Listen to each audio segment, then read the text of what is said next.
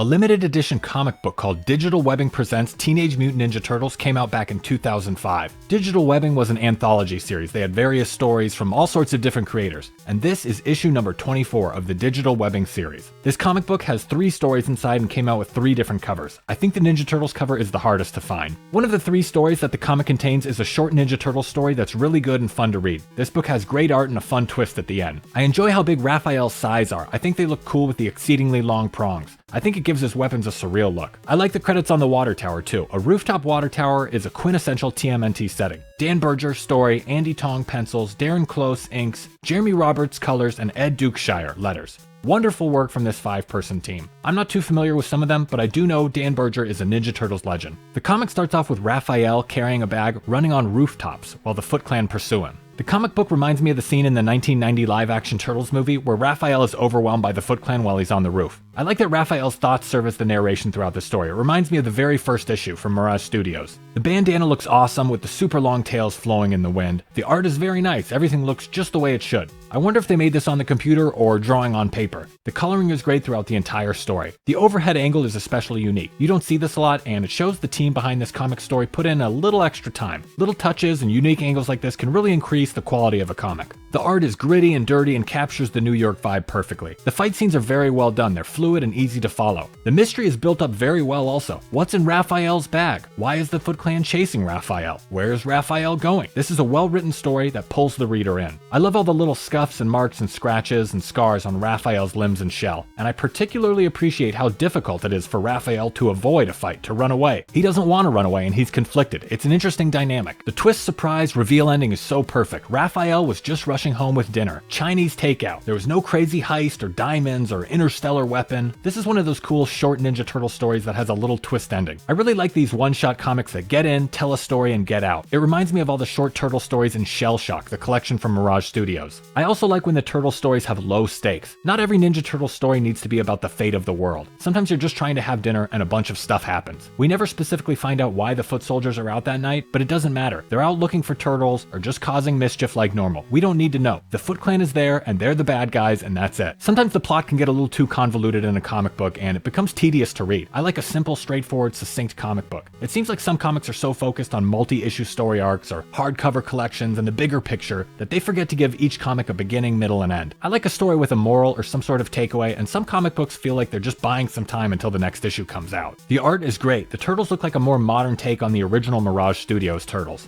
They're aggressive looking and muscular, and the art does an excellent job conveying all the action and emotion. This comic book was published while the 2003 show was on the air, and the design is somewhat similar. Also, all the turtles are wearing red bandanas. Even in 2005, almost 20 years after the turtles introduced multicolored bandanas, this comic is sticking to the traditional all-red bandana style. Digital Webbing issue 24 does a fantastic job of showcasing what makes the Teenage Mutant Ninja Turtles so terrific. Action, comedy, family, it's all there. And it's all accessible. Really nice work from the team behind this comic.